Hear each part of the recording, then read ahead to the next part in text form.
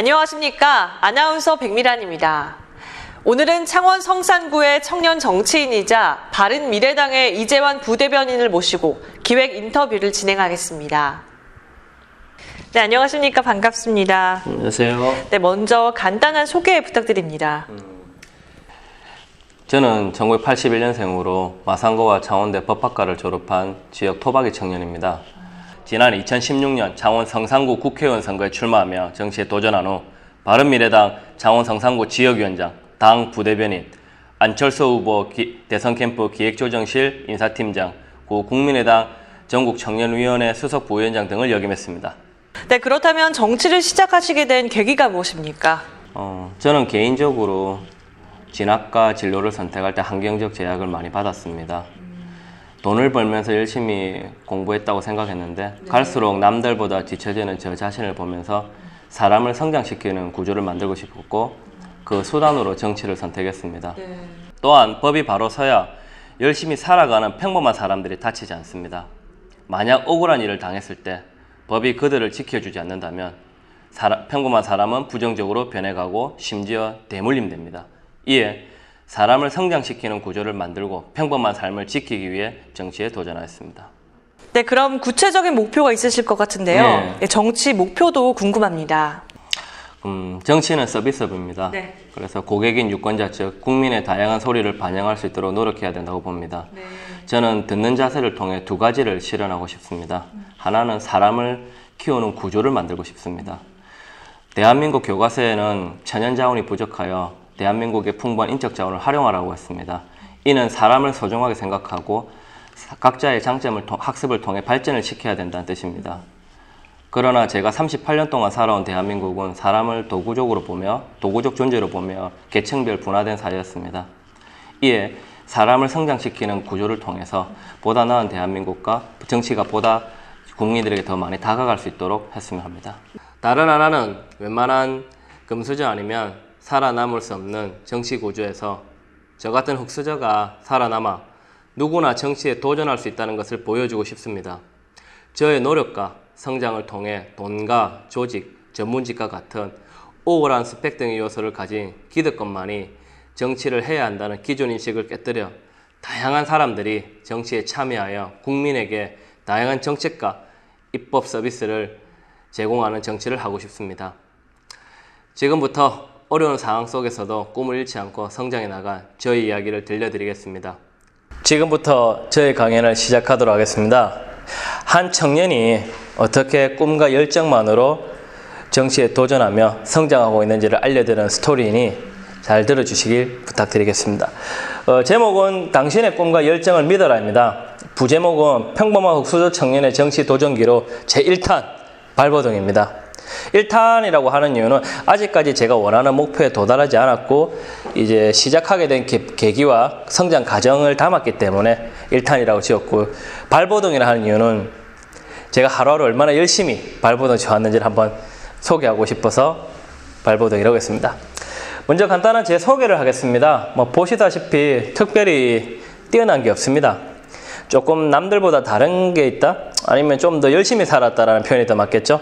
20살 때부터 생계형 아르바이트를 일명 잡부 스타일이죠. 무엇이든 열심히 했던 거라 나머지는 별로 특별한 게 없습니다.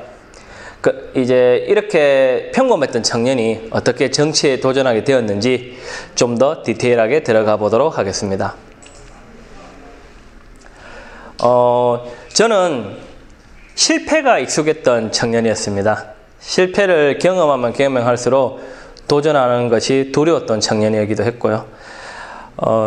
제일 첫 번째 실패라고 느낀다? 실패라기보다는 도전을 좀 좌절한 게 제 꿈은 해군 장교였습니다. 병가는 헌병이었고요. 제가 어릴 때부터 꿈이었는데 고등학교 때 제가 내과 질환이 발생하면서 이제 몸에 큰 수술 자국을 가지게 됩니다. 그 바람에 제가 원하는 장교의 꿈을 이루지를 못했습니다. 그렇다 포기하진 않았거든요. 해군 사관학교도 지원했고 군 장학생도 지원하고 심지어 훈련소까지 결국 간 게 결국 문제를 받게 됐죠. 그리고 이제 20살 때 넘어서부터 진학과 진로를 선택할 때마다 환경적 제약을 받다 보니 유학 권유를 받아도 선뜻 결정을 못 내는 거죠. 이제 체류비와 학비 등 여러 가지 조건 등에 제약을 받다 보니까 점점 내가 뭔가 기회를 가지고 싶다라는 생각보다는 그냥 하루하루 살아가는 것에 급급했죠. 그래도 나는 막연한 꿈을 가진 게 저처럼 어려운 사람들을 조금 도와주고 싶다는 뜻에서 법조인의 꿈을 가지고 사법시험을 준비를 했습니다. 사법시험을 준비를 했는데 하지만 돈을 벌면서 공부하는 게 너무 힘들었어요. 특히 아르바이트나 이런 직장이 고정적인 곳이 아니다 보니까 유동적으로 왔다 갔다 하다 보니까 공부를 하게 되면 디테일하게 몇 시부터 몇 시까지 공부, 몇 시부터 몇 시까지 일 이렇게 했어야 되는데 수익 구조가 유동적이다 보니까 공부 자체도 생활 패턴도 유동적이었죠. 그래서 이제 냉정히 말하면 디테일하게 접근하지 못하고 하루하루 먹고 사는데 급급했던 사람. 조금 더 멀리 본다면 내일이지 6개월, 1년 뒤에 저를 꿈꾸기는 힘들었던 사람입니다. 이랬던 사람이 제가 시간이 지나면 지날수록 이제 사법시험을 이제 포기할 쯤 되니까는 제가 좀 좌절감이 좀 오더라고요. 남들보다 되게 열심히 살았다라고 저는 생각을 했었는데 아니요. 열심히 살고 더 열심히 했다라고 느낌까지 받았는데 갈수록 저는 뒤처져 가고 초라해져 가는 제 자신을 봤습니다. 그러다 이제 어느 날 길거리를 걷다가 제가 한 통의 문자를 받게 됩니다. 바로 이제 제 운명을 바꾸게 된 거죠. 삶을 바꾸게 된 거죠. 그레이스 호퍼의 우리에게 끔찍하게 치명적이었던 말은 지금까지 항상 그렇게 해왔어. 그 한 통의 카톡을 보면서 제가 그때 길거리 걸을 때 제가 좀 좌절감이 많이 들었던 시기거든요. 주변에 걸어가는 사람들 다 나보다 행복하고 잘 되어 있고 같고 나만 작은 것 같고 내가 뭔가를 하려고 해도 겁이 나고 내가 뭔가 하려고 해도 불안하고 답답했던 거죠. 그럴 때 이 한 통의 문자를 보니까 내가 열심히 살았던 거지 기회가 없었던 건 아닌가 이런 생각도 좀 들었고 조금 내 삶이 억울하다는 생각이 들었죠. 그럼 내가 나만이 먹고 살기 위한 나만을 위한 꿈에서 좀 더 보다 나 같은 사람들 보다 넓은 꿈을 이때 34살 봄에 가지게 됩니다. 두 가지 꿈을 가지게 됐죠. 조금 전에 그랬죠. 남들 평범하게 사는 모습 부러웠잖아요. 그래서 평범하게 살고 싶다. 또 제가 기회를 많이 받지 못했기 때문에 사람을 성장시키는 구조를 만들고 싶다라는 이 두 가지 꿈을 가지게 됐습니다. 왜 이 두 가지 꿈을 가지게 됐냐면 제가 법학을 공부했다 그랬잖아요. 제가 아르바이트를 하면서 조금 억울한 일을 많이 겪게 되더라고요. 특히 체불 임금과 벌금을 협상하는 사업주를 보았고 또 어떤 곳에서는 제가 일을 했는데 이 회사가 사라지면서 월급을 못 받게 됐죠. 근데 실제로 그분은 다른 회사를 차려서 하시는데 이제 이런 여러 가지 내용을 보다 보니까 제가 부정적으로 변하고 나는 하면 안 되는구나. 어차피 짓밟혀도 익숙하다는 느낌이 들기 시작하는 거죠. 항상 약자는 당한다 이런 느낌이 들으니까 법이 바로 서면 내가 내 삶을 지킬 수 있고 내가 억울한 일을 덜 당할 수 있겠다 생각이 들어서 평범하게 살고 싶다라는 생각을 가지게 됐고요. 또 하나는 기회를 많이 못 받았으니까 다른 사람한테만큼은 좀 기회를 많이 줄 수 있고 그 사람들이 그 기회를 통해서 성장할 수 있는 거예요. 저보다 더 뛰어난 사람들도 이제 여러 가지 환경적 요소에서 좌절되는 걸 많이 봤기 때문에 사람을 키울 수 있고 존중하면서 키울 수 있는 구조, 인적 자산이 풍부한 대한민국의 부합하게 이 사람을 소중하게 여기고 각자의 학습을 통해서 각자의 장치를 발전시킬 수 있는 구조, 그런 구조를 만들고 싶다라는 이제 욕망을 가지게 됐죠. 목표도 가지게 됐고 이 두 꿈을 이루기 위해서 제가 생각을 해봤죠. 어떤 걸 해야 내가 이룰 수 있을까? 여러 가지 생각을 하고 여러 가지 고민한 끝에 정치가 제일 적합하다는 생각이 됐죠. 그래서 제가 정치에 그전까지는 경험이 없다 보니까 좀 정치 쪽으로 좀 가고 싶은 나머지 제가 제 꿈에 투자해 주세요라는 투자 제안서를 하나 만듭니다. 이 투자 제안서에는 제가 어떻게 이런 꿈을 가지게 저는 어떤 사람이고 어떻게 이 꿈을 가지게 되었고 어떻게 저를 투자해 주면 그 투자 방법을 이제 저를 학습시켜 달라는 거죠. 이제 처음에 출마가 아니라 참모로서 일을 할 수 있는 사람으로 학습을 시켜달라고 했던 거죠. 그런데 그리고 나는 앞으로 어떻게 성장하겠다 이런 내용을 가진 투자 제안서를 들고 제가 전국 방방곡곡을 다닙니다. 제가 그 당시 비메이저 이름 없는 신문사의 기자였는데도 누군가를 만나기가 너무 힘들더라고요. 제일 많이 걸린 사람은 무려 10개월입니다. 만날 방법이 없다 보니까요. 그래서 만나는 과정이 어떻게 보면 저한테는 보이지 않는 터널을 갔었습니다. 그냥 자기소개서 하나 들고 전국을 순회했던 거죠. 생각보다 근데 좀 제가 많은 분들을 만났습니다. 청와대 고위직 공무원도 만나게 되었고, 그 다음에 광역단체의 시장을 지내신 다선 의원님도 만나게 뵙고, 또 한 정당의 고위직에 계신 분들도 만나게 됐습니다. 근데 제가 이런 분들을 만나면 만날수록 사실 저는 실망을 더 많이 했습니다. 왜 실망을 했냐면 그들에게 저는 한 표를 찍어주면 되는 유권자였지, 아니면은 그들이 원하는 대로 움직여주는 도구가 되길 바랬던 거지 제 꿈과 제 얘기를 들을 생각은 전혀 안 하더라고요. 대표적으로 상처받은 사건이 뭐 2가지 정도가 있는데요. 첫 번째는 이제 제가 운동권 학교 다닐 때 이제 학생 운동에 인권 운동을 안 했다고 운동권 출신이 아니라는 이유로 국가관이 없다라는 얘기를 했습니다. 국가관이 없다라. 저는 20살 때부터 하루하루 열심히 살아왔지만은 제가 할 도리는 다 했거든요. 병역이 의무를 이행하려고도 최선을 다했고, 근데 세금을 낼 게 있으면 최선을 다해내려고 제 나름대로는 열심히 했는데 국가관이 없다. 좀 황당했죠. 그리고 또 다른 분은 이제 되게 사람에 대해서 관심이 많다라고 언론에 나와서 좀 만난 분인데, 이제 본인이 보시기에는 제가 많이 부족해 보였나 봐요. 그래서 유명한 신문사 기자도 아닌 사람이 큰 꿈을 가졌다 라는 말에 좀 상처도 됐지만, 더 심한 상처는 그분의 아드님이 저랑 동갑이었나 봐요. 동갑일 때 하신 말씀이, 우리 아들은 아버지를 잘 만나 변호사가 됐는데 니는 어쩌다 이렇게 얘기를 하신 거죠. 쯔쯔쯔라고 지금 제가 했었잖아요. 쯔쯔쯔. 그분에게 삼음절이지만 저한테는 3번의 비수가 돼서 돌아오더라고요. 이런 과정을 거치다 보니까 대한민국은 좀 살만한 곳이 아니구나. 그냥 나는 이민을 가거나 아니면은 그냥 이렇게 꾸면 안 되겠구나. 항상 힘있고 권력 있는 사람들, 아니면 기득권만 정치를 해야 된다는 인식이 더 강하게 느껴졌죠. 그레이스 호퍼의 말이 떠올랐죠. 늘 그래왔던 것처럼. 좀 답답했죠. 그러다가 이제 이런 제가 아까 기자 출신이라 말씀드렸잖아요.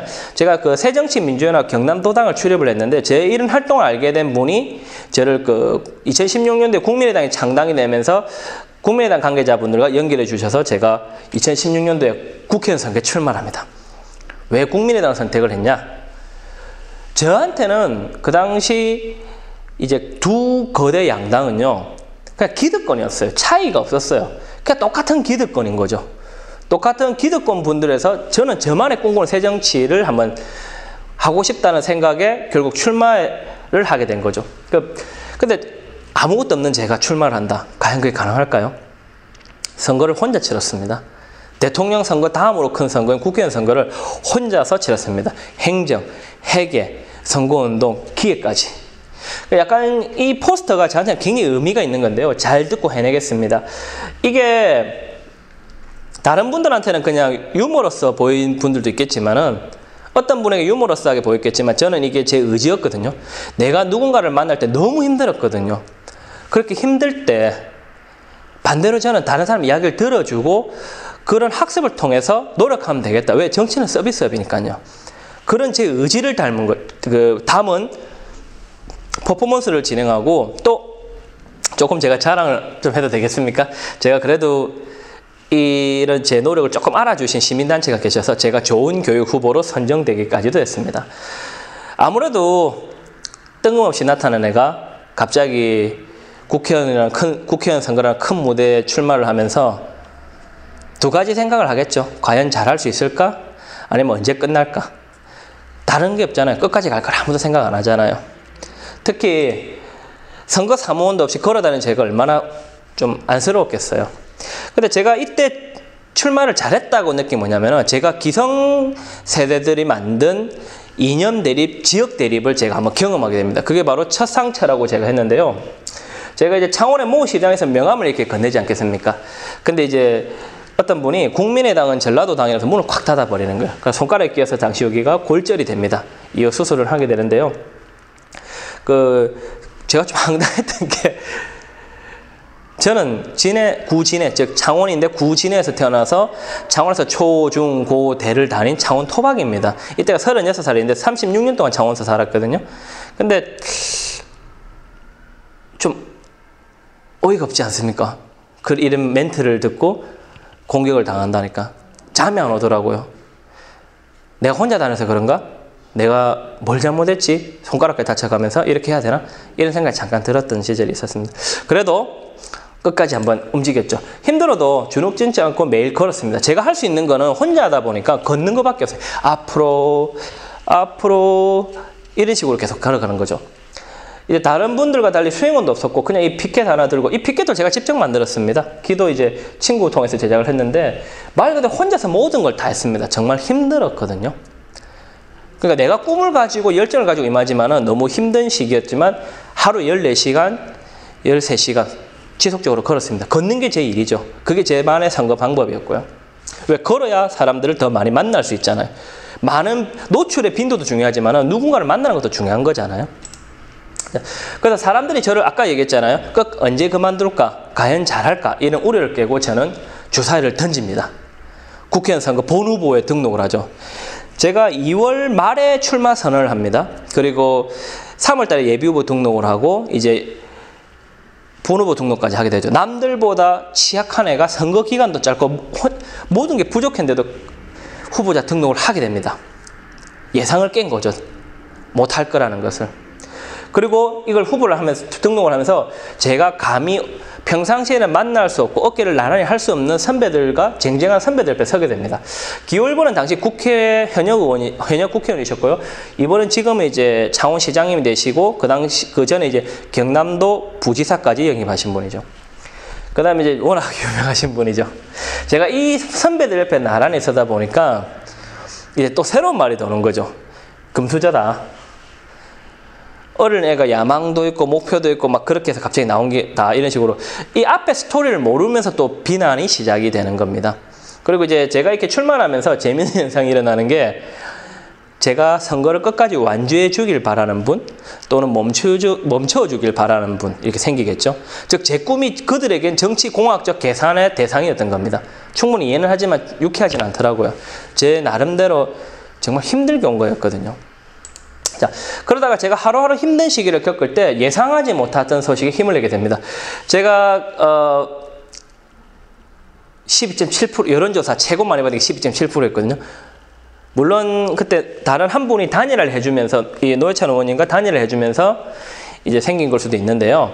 그래도 저한테는 이 소식이 너무 천군만마했습니다. 짧은 선거운동 기간에 혼자서 걸어다니고, 이제 본선거 때 이제 동생 둘이 자원봉사해주는데 회사 휴직기를 오고, 그 다음에 아는 동생이 한 번 시간 될 때 와서 그렇게 도와주는 게 다인데, 제가 12.7이라는 지지를 받은 사실에, 내가 열심히 하면 누군가는 알아주는구나, 이런 생각을 한번 하게 됐습니다. 그래서 더 열심히 했고요. 그래서 이제 토론회 때까지 나가야 됩니다. 사실 토론회 때 사진이 제가 조금 이걸 좋아하는 이유가요. 핸드폰으로만 찍다가 카메라 기자분께서 찍어준 사진을 처음 본 거거든요. 좀 잘나서 제가 좀 실물보다 훨씬 잘 나왔죠. 이 토론회 때가 좀 저한테는 엄청 인상 깊었는데요. 그 방송 출연 경험이 제가 없잖아요. 그리고 토론회도 경험도 없고요. 그러니까 처음에 그 토론회 영상을 보시면 5분, 10분 동안 제가 대답도 못하고 약간 어리버리합니다. 왜? 카메라 보는 것도 몰랐거든요. 근데 가만히 보다 보니까 제 카메라에 빨간불이 들어오니까 저걸 봐야겠구나. 그 다음에 질문 시간이 5분인데 이제 그걸 활용하는 스킬을 보는 거죠. 4분 제 이야기하고 1분을 상대한테 던지든지 아니면 1분 제 이야기하고 상대한테 던지든지 이런 식으로 스킬하는 방식을 보는 거죠. 그 유익했던 거죠. 근데 생각보다 토론회 때 이미지가 나쁘지 않았었나 봐요. 그래서 그날 하루는 정말 좀 자신감 있는 하루였습니다. 자, 아무리 그렇게 노력을 했지만 생각보다 쉽지는 않겠죠. 선거 과정에서도 힘든 일이 있었습니다. 뭐가 있었냐면은 제가 완주해 주길 바라는 분, 멈춰 주길 바라는 분이 있었다고 했잖아요. 어떤 후보 캠프에서는 아침 회의 때 제 유세차도 없이 혼자 걸어 다니니까 이제 유세차 만들어주자를 논의한 적이 있다라고 하고요. 또 어떤 정당의 관계자분들은 제 후원회 계좌에 돈을 넣는 거죠. 그게 4월 6일인가 7일인가 이제 쯤인 것 같아요. 그때 이제 이름만 되면 어느 정당분이라는 분들의 돈이 들어왔다는 걸 알고 제가 선관위에 신고를 합니다. 그리고 그 돈을 돌려줍니다. 4월 13일이 선거인데 하루하루가 촉박한데도. 이 얘기의 목적은 뭐냐면요. 제 나름대로 최선을 다해서 저만의 방식으로 완주하고 싶었다는 거죠. 제 꿈은 소중했으니까요. 그리고 드디어 완주를 합니다. 대통령 선거 다음으로 크다는 국회의원 선거를. 알바를 그만두고 나를 도운 도훈이, 그 다음에 3주간 휴가를 내고 공보물 92,000장. 배달 운송비를 아끼려고 92,000장을 자기 차로 직접 배달했던 배달의 달인 우리 장호. 그 다음에 주말마다 선거들 뒀다가 또 본선거 다가왔을 때 회사 휴직계를 내고 도왔던 도원이. 이런 식으로 원래 근데 이 세 명이 몰랐거든요. 저를 통해서 알게 됐어요. 제가 누군가의 삶을 책임져 줄 수 없는 상황에서 도와달라 말 못하죠. 경제적으로 제가 그들한테 해줄 수 있는 것도 없는데요. 그래도 우리는 20대, 30대, 30대, 30대 이렇게 4명이서 같이 먹고 같이 놀며 같은 꿈을 꾸었습니다. 그래서 저희가 드디어 앞에 내용을 제가 짧게 얘기했지만 사실 엄청나게 힘들었습니다.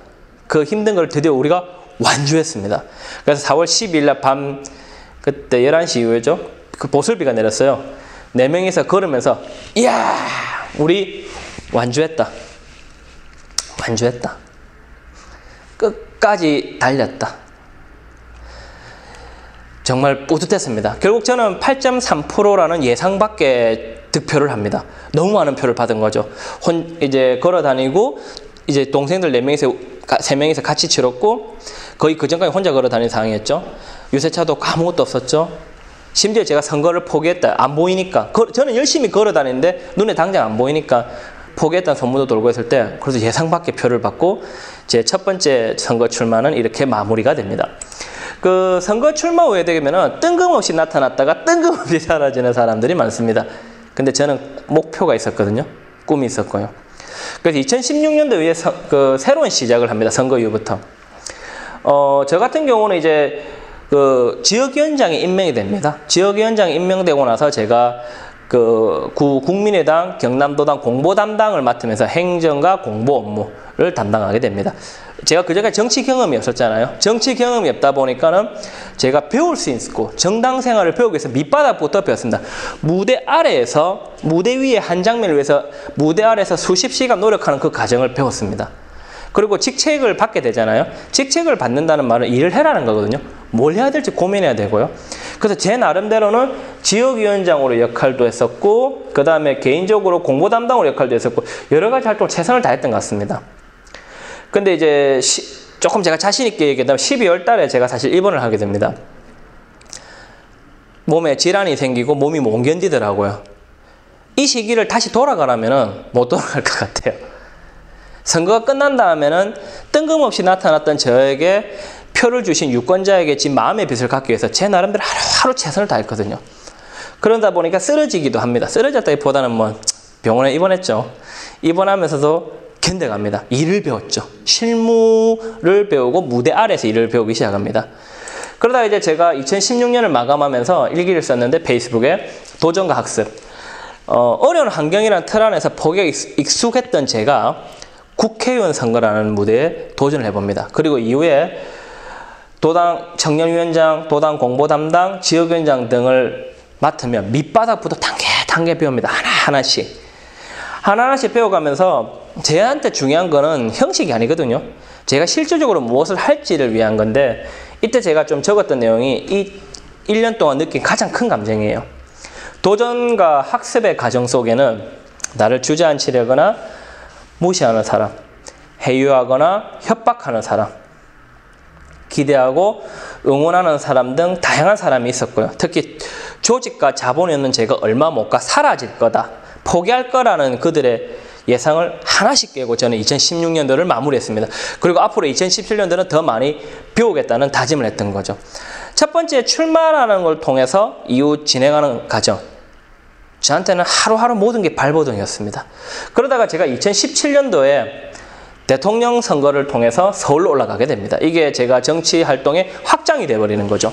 2017년도에 그 대통령 선거가 있으면서 1월 달에 이제 그 강원도에 계신 분이 대통령 선거 캠프에 합류하면서 그분의 추천으로 제가 서울로 올라가게 됩니다. 그래서 그 당시 대선 캠프 기획조정실 인사팀장을 맡으면서 때로는 이제 후보자의 배우자 되시는 분을 수행해서 다니기도 합니다.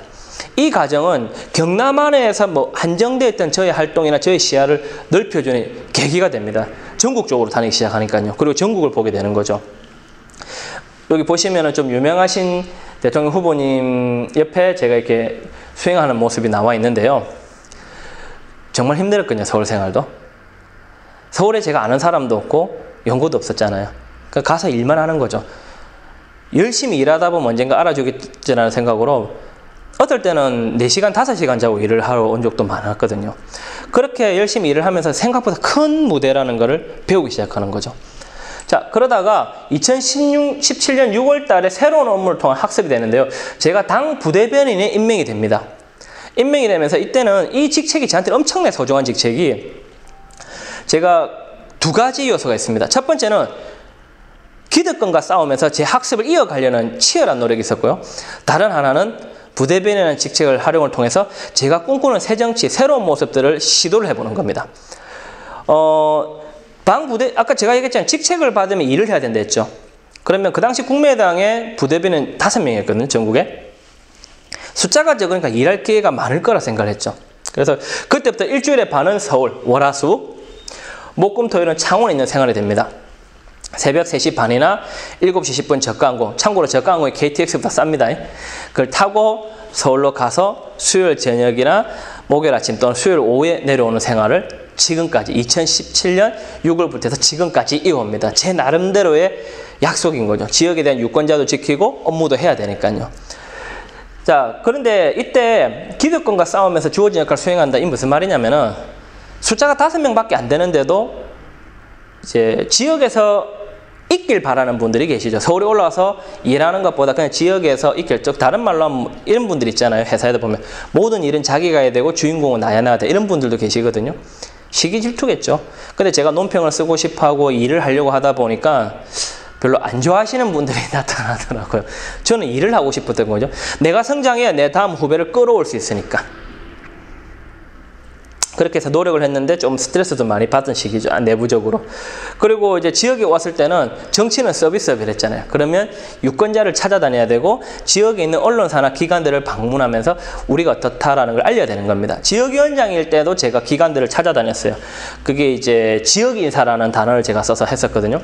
근데 언론사는 제가 이제 언론사를 이제 지역 당 부대변인으로서 제가 누굽니다 하면서 인사들을 또 찾아다니기 시작하는 거죠. 이걸 가지고 2가지 반응이 있었는데 어떤 언론사는 그레이스 호퍼 항상 그래왔던 거 전례가 없기 때문에 부담스럽다. 누군가가 이렇게 부대변에 찾아온 적이 없기 때문에 그 회사로 또 반대로 신선하게 보는 방향이죠. 제 나름대로의 새로운 정치와 신선한 방향을 이끌어가기 시작합니다. 자, 제가 아까 좀 힘들었다 그랬잖아요. 근데 제가 힘든 과정 어떻게 견뎠냐? 출입증을 만듭니다. 이 출입증이 저한테 큰 아이템이에요. 왜? 출입증이 있으면 국회 어디든지 다 들어갈 수 있거든요. 이 출입증을 통해서 제가 서울에 올라가도 일을 할 수 없으니까는 이제 그분들과 대립할 수는 없잖아요. 그럼 제 스스로 할 수 있는 일을 찾아다니는 거죠. 그러다 마침 지금 국감기간인데 국감을 제가 들어갑니다. 국감에 이제 문을 열고 들어가는데 어디에 앉아야 될지 잘 모르잖아요. 그러니까 모르고 여기 보면 피감기간, 뭐 증인 선서부터는 피감기관 자리에 제가 모르고 앉습니다. 그러니까 그날 오후에 보니까 국회 TV에 제가 나오길래 저는 신기해서 이걸 자랑스럽게 나 오늘 공부하러 갔었다, 뭘 배웠다 올렸는데 2번째 갔을 때 누가 문자가 오는 겁니다. 거기 앉으면 안 된다고. 피감기관 자리에 앉는 게 아니라 여기 뒤편에 앉았어야 되는데 제가 그 앉는 법도 몰랐던 거죠. 그냥 제 스스로 하나씩 일을 배우기 위해서 찾아다닌 겁니다. 여기도 문을 열고 저기도 문을 열고. 선거 때부터 해서 똑같았죠. 항상 제 스스로 뭔가 찾아서 해야 되는 거. 꿈을 하나 믿고 찾아다니는 그 열정을 계속 보였다는 거죠. 그래도 좀 웃기지만 그래도 이게 참 좋았던 게 국감을 보니까 그게 의정활동이잖아요. 그러니까 가만히 보니까 내가 관심 있는 분야를 찾아가게 되고 또 듣게 되고 그 다음에 뭐가 문제인지 하나씩 조금씩 배워갑니다. 그래도 제가 창원시 농안협회 후원회장으로 되어 있는데 제가 지역에서는 이런 지역 활동도 꾸준히 게을리하지 않았고요. 참고로 이날 제가 수화로 인사를 했습니다. 수화 저 인사 정도는 할 줄 압니다. 그리고 서울에서 이제 그 장애인단체 청년협회 안진환 대표님을 비롯한 서울에 계신 분들하고 좀 만났었는데, 그러니까 서울과 지역을 오가는 활동을 게을리하지 않았다는 겁니다. 한 번도 빠지지 않고 꾸준하게. 제가 가진 거는 그나마 일관성이니까요. 그렇게 제가 2017년을 마무리하면서 이제 일기를 또 적습니다. 저의 존재가 누군가에게 동기부여가 된다면, 나의 노력이 누군가에게 무엇이든 할 수 있다는 자신감을 줄 수 있다면, 나의 철학이 누군가에게 위안이 된다. 즉 저라는 존재가 누군가에게 희망이나 도움이 된다면 저는 제게 좋을 것 같아요. 행복할 것 같아요. 그리고 이제 제가 살아남는 것을, 사실 살아남아야 되는 게 현실적이잖아요. 근데 살아남는 것을 목표로 하는 정치권, 즉 당선이 목표로 하는 정치권이 아닌 제가 꿈꾸는 바, 아까 말한 두 가지 꿈을 이루는 정치가가 되게 더 노력하겠다라고 일기를 적었습니다. 제가 이 부분에 대해서 조금 얘기를 하고 싶은 게, 제가 2017년도에 이제 꿈이 하나 더 생겼어요. 사람을 키우는 구조를 만들고 싶다는데 그 안에 세부 계획이 뭐냐? 다양성입니다. 지금 대한민국 사회는 성공하는 길이 두 가지입니다. 제가 이때까지 느낀 바로는 줄을 잘 서든지 힘과 자본이 있든지. 근데 저는 좀 다르게 보거든요. 줄을 잘 서는 사람, 힘이 있는 사람, 반대로 대인관계가 원만해서 성공하는 사람, 성실해서 성공하는 사람, 이런 식으로 다양한 사람들이 나타나야 된다고 생각합니다. 회사에도 다양한 선배의 롤 모델이 있어야 내가 내 적성에 맞는 모습을 보고 무엇을 할지 찾아가는 거지. 정치도 마찬가지거든요. 서비스업이다 보니까 다양한 생각을 가진 사람들이 있어야 되는 겁니다. 다양한 고객을 만날 수 있는 사람들. 국회의원이 300명이거든요. 근데 이 300명 중에 출신 성분이 보면 거의 다 비슷비슷합니다. 출신 성분이 300명 다 달라야 됩니다. 국민은 5천만이잖아요.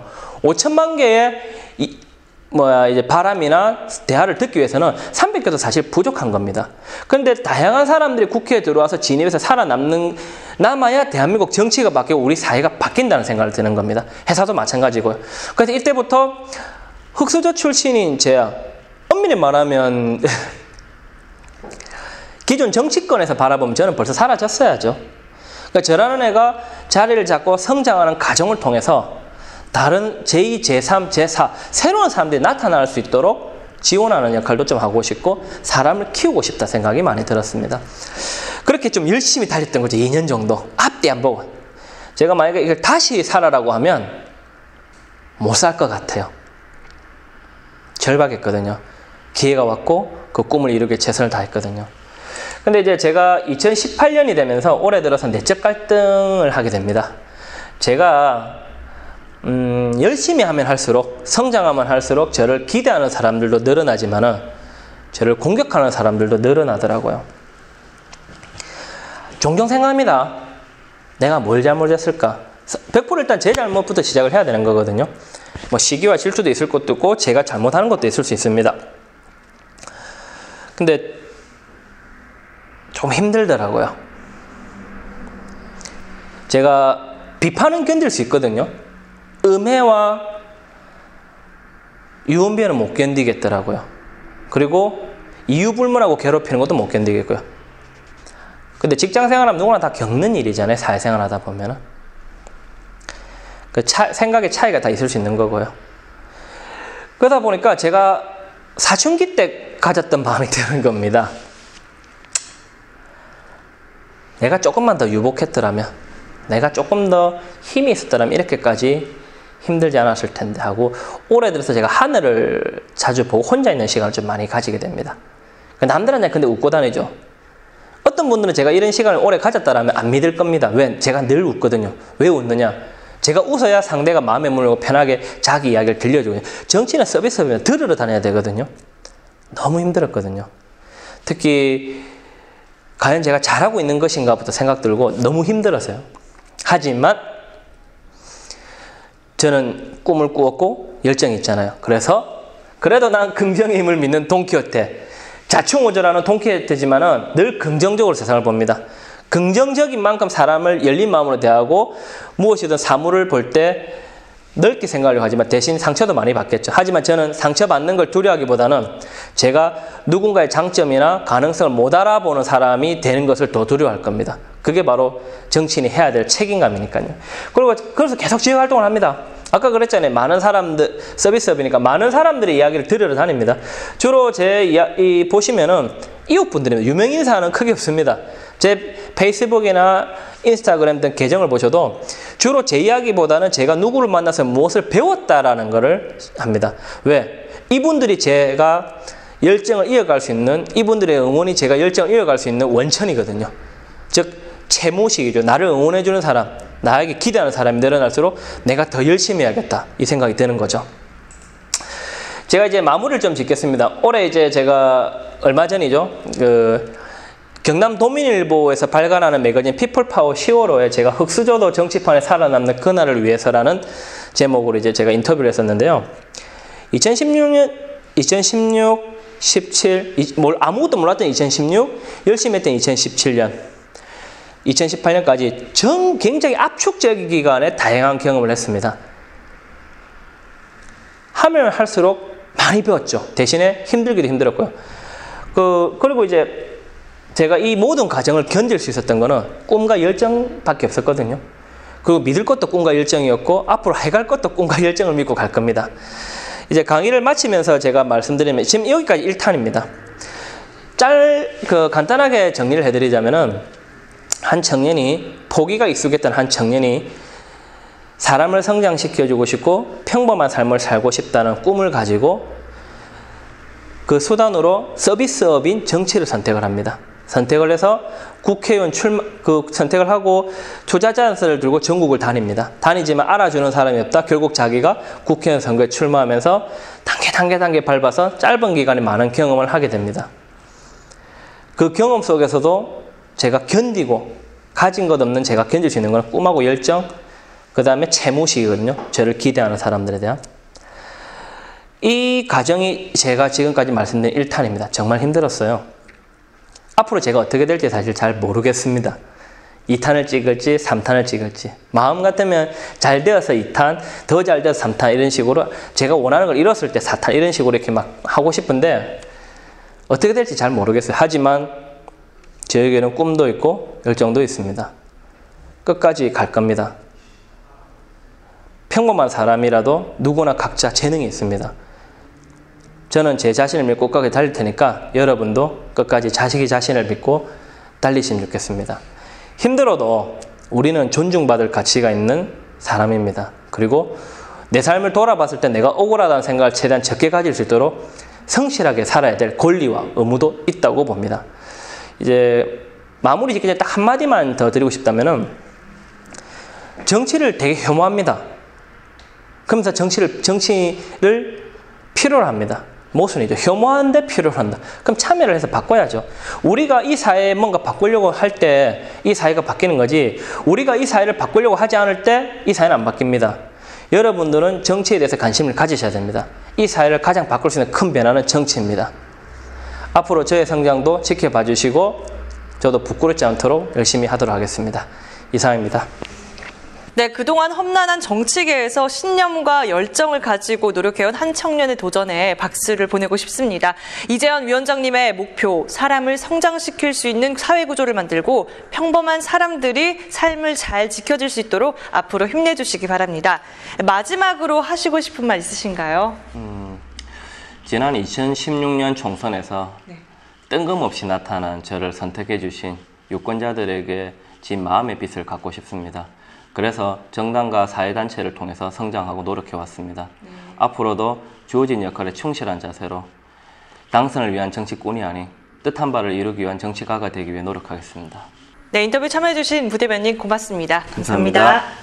네, 지금까지 청년 정치인이자 바른미래당 이재환 부대변인을 모시고 기획 인터뷰를 진행하면서 정치를 하게 된 계기와 목표를 들어볼 수 있었습니다.